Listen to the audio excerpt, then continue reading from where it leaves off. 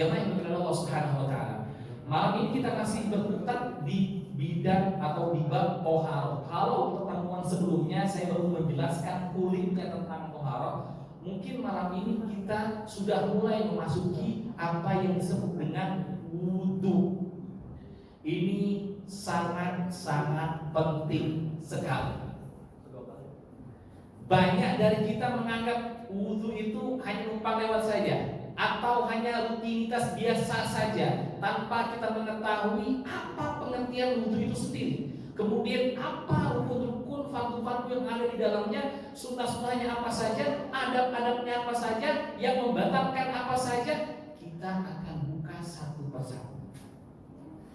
Yang pertama adalah keutamaan wudhu itu.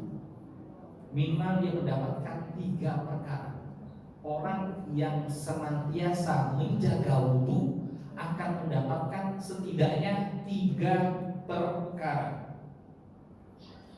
Yang pertama adalah penghapus dosa-dosa kecil. Untuk al-kabair, dosa-dosa besar tidak bisa dihapus hanya dengan berwudhu. Dia harus taubatan nasuha. Tapi dosa-dosa kecil yang mungkin terlewatkan oleh kita, nggak sengaja kita ngomong, misalnya tersinggung orang lain, kita berbicara sesuatu yang mungkin belum terverifikasi kebenarannya dan lain sebagainya, yang kecil-kecil itu bisa terhapuskan dengan wudhu. Syaratnya apa? Syaratnya kita harus tahu wudhu ini seperti apa. Karena setiap hadisnya selalu mengatakan yang mampu menyempurnakan wudhu. Jadi bukan hanya sekedar wudhu. Wudhu itu ada efeknya kalau kita asbagha alaihi wudhu. Kalimatnya seperti itu hadisnya. Yang mampu menyempurnakan wudhu. Wudhu bukan hanya sekedar wudhu, tapi kita menyempurnakan dengan tata cara yang benar dan ada kaidahnya. Hal ini bersandar pada hadis dari Rasulullah SAW, diriwayatkan dari sahabat Utsman bin Affan bahwasanya Rasulullah SAW bersabda, "La yusbiqu 'abdun al-wudu illa ghafarallahu lahu ma taqaddama min dhanbihi wa ma ta'akhkhara." Hadis riwayat Al-Bazzar. Tidaklah seorang hamba melaksanakan wudu dengan sempurna, melainkan Allah Subhanahu wa taala akan mengampuni dosanya yang telah lalu dan yang akan datang. Minimal faedah yang dapat kita raih ketika kita mampu menjaga wudhu, yang pertama adalah dosa-dosa kecil kita diampuni oleh Allah Subhanahu wa taala. Syaratnya harus menyempurnakan wudhu. Bagaimana wudhu yang sempurna? Yang namanya sempurna itu kan di atas rata-rata, bukan hanya sekedar menghilangkan wajib. Punten, saya pakai sarung doang, nggak pakai baju. Tiba-tiba datang ke Al-Falah, saya sholat, sah apa tidak itu? Sah, tapi kurang sempurna dan kurang etika adabnya. Kalau kita bicara sah-sah saja. Nanti kita lihat wudhu pun sebenarnya wudhu ada yang sah, ada yang sempurna. Kita tidak ingin hanya sah saja. Itu pun masih bocah belajar, masih kelas 1 TK, mungkin masih baru belajar. Yang penting dia tahu dulu. Tapi kalau umurnya sampai yang umur kayak saya ini, ya rugi kita kalau cuma sekedar wudhu saja, tidak mengerti apa makna ibadah wudhu. Sebelum jauh, saya mau tanya, wudhu itu hukumnya apa? Berwudhu itu hukumnya apa? Ada yang tahu kan? Wajib ya? Hukumnya sunnah menjadi wajib ketika kita ingin sholat. Kan boleh orang tanpa sholat pun ingin wudhu, ya kan? Ya, jangan terjebak pertanyaannya. Ya, setidaknya ada 3 ibadah, sekurang-kurangnya ada 3 ibadah yang mewajibkan kita wudhu menurut mazhab Syafi'i. Pertama, sholat wajib. Ya, yang mewajibkan kita wudhu itu adalah sholat. Yang kedua adalah tawaf. Tawaf itu manzilahnya levelnya sama dengan sholat, illa kata Rasulullah, kecuali tauhid itu Allah memperbolehkan kita untuk bicara, sedangkan sholat nggak boleh. Tapi selain itu semuanya sama dengan sholat. Artinya apa? Tidak boleh batal wudu. Beda dengan sa'i. Sa'i itu kita kalau udah batal nggak masalah. Sa'i itu kalau udah batal nggak masalah. Tapi kalau mau sempurna, ya dengan wudu-wudunya. Yang kedua, yang ketiga, yang mewajibkan kita wudu adalah menyentuh mushaf Al-Quran.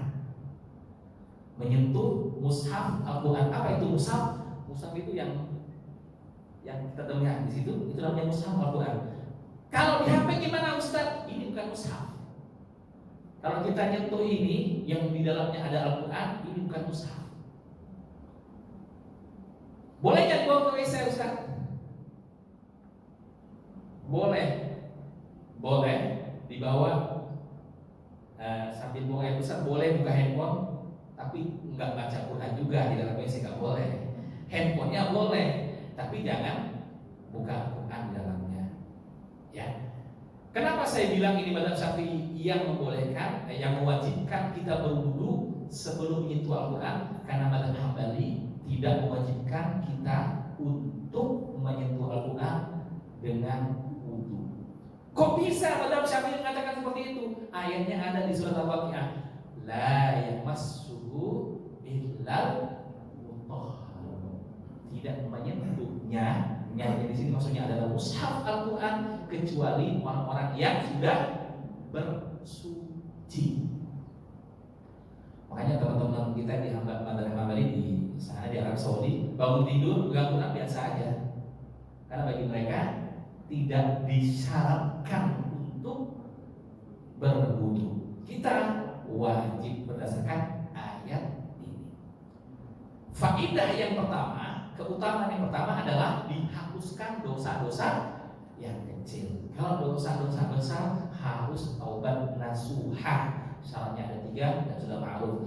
Kalau misalnya taubatnya atas dosa kepada hamba yang lain, harus mendapatkan ridho kepada orang yang kita dosai. Yang kedua, setidaknya saya secepatnya saja keutamanya. Yang kedua adalah mendapatkan keutamaan dibukakan 8 pintu surga dan Allah persilahkan kita masuk di pintu yang manapun kalau kita menyempurnakan wudunya. Hadis ini diriwayatkan Umar Ibn Khattab bahwasanya Rasulullah SAW bersabda, "Ma minkum min ahadin yatawadda fayubligh aw yusbighul wudu, thumma yaqul asyhadu an la ilaha illallah wa anna Muhammadan 'abduhu wa rasuluhu, Allahumma ij'alni minat tawwabin waj'alni minal mutatahhirin illa futihat lahu thamaniyata abwabil jannah yadkhulu min ayyuha sya'." Tidaklah salah seorang dari kalian yang berwudu menyempurnakan, lagi-lagi Rasulullah menekankan menyempurnakan wudunya, lalu membaca doa asyhadu an la ilaha illallah wa asyhadu anna Muhammadan abduhu wa rasuluhu, Allahumma ja'alni minat tawabina wa ja'alni minal mutatahhirin. Di riwayat lain disebutkan wa ja'alni min ibadikas sholihin tambahannya. Kecuali Allah Subhanahu wa taala membukakan baginya pintu surga yang 8 dan dia diperbolehkan untuk masuk dari pintu yang dia inginkan. Dahsyat. Kalau kita jaga wudu saja, Allah bukakan pintu surga yang 8. Kok mudah banget Ustaz, dengan wudu saja kita bisa seperti itu? Enggak semudah itu Ferguson. Dari wudu ini maksudnya, kalau kita meyakini dengan adab-adabnya wudu, maka kita terjauhkan dan terhindarkan dari perbuatan-perbuatan yang ada murkanya Allah Subhanahu wa taala. Kalau kita menjaga wudu ini, kita ingat kita dalam keadaan suci, rasa-rasanya ini menjadi tameng kita untuk selalu jauh dari perbuatan yang dimurkai oleh Allah Subhanahu wa taala. Keutamaan yang ketiga adalah inna ummati yud'auna ghurran muhajjalin min asaril wudu, faman istata'a minkum an yutila ghurratahu falyaf'al. Hadis dari Rasulullah sallallahu alaihi wasallam mengatakan, sesungguhnya umatku akan dipanggil pada hari kiamat dalam keadaan wajah, tangan, dan kakinya nampak bercahaya. Karena apa? Karena adanya bekas suhu. Barang siapa di antara kalian dapat memperpanjang cahaya tersebut, hendaklah ia melakukannya. Jadi gini, bayangkan di zaman Rasulullah sampai sekarang sudah 1446 tahun. Berarti ada kurang lebih 150 generasi setidaknya. Kalau kita rata-rata 150 generasi ini sudah berapa juta manusia yang menjadi umat Rasulullah SAW, dan ini akan sampai hari kiamat. Gimana caranya di hari kiamat nanti? Rasulullah itu kan punya jackpot yang bisa ngasih syafaat kepada umatnya. Bahkan Rasulullah bersabda, inna syafaati li ahlil kabair min ummati. Syafaatku ini aku memang tangguhkan nanti di hari akhirat. Rasulullah gak buka di dunia ini.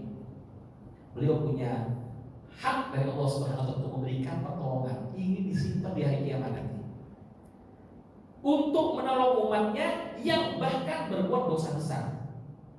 Nah, gimana caranya? Pernah nggak antum bayangkan gimana caranya Rasulullah mengenali umatnya?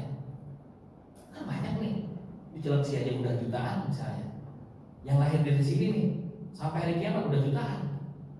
Gimana caranya mengetahui? Oh, ada Pak Nirman, oh ada Pak Mujib, oh ada Pak Sugeng di sini. Gimana caranya kenal? Karena nanti di akhir kata Rasulullah, umatku itu bercahaya mukanya. Di wajahnya itu bercahaya, mukanya, tangannya, kakinya ini bercahaya. Bahkan di hadis lain itu direwayatkan bahwasanya, Bapak kalau lihat ada 1000 kuda hitam. Kemudian di dahinya kuda itu ada putih. Analoginya, ilustrasinya seperti itu. Ketahuan dari jauh Rasulullah, oh itu umatku. Bagaimana cara cahaya ini tetap muncul? Dengan cara menjaga wudu. Orang-orang yang jaga wudu, bayangin efeknya bukan hanya di dunia, di akhir nanti. Ini adalah pertanda identity. Ini identitas kita nanti di akhirat. Rasulullah tahu sekian saf ini umatnya Rasulullah, tapi yang paling menonjol siapa? Yang wudhunya bagus. Anggap saja SMAN dikasih nomor 2 mengumpulkan reuni dari pertama dibangun sampai nanti, itu kan susah. Kecuali guru-gurunya tahu mana yang menonjol di antara siswanya.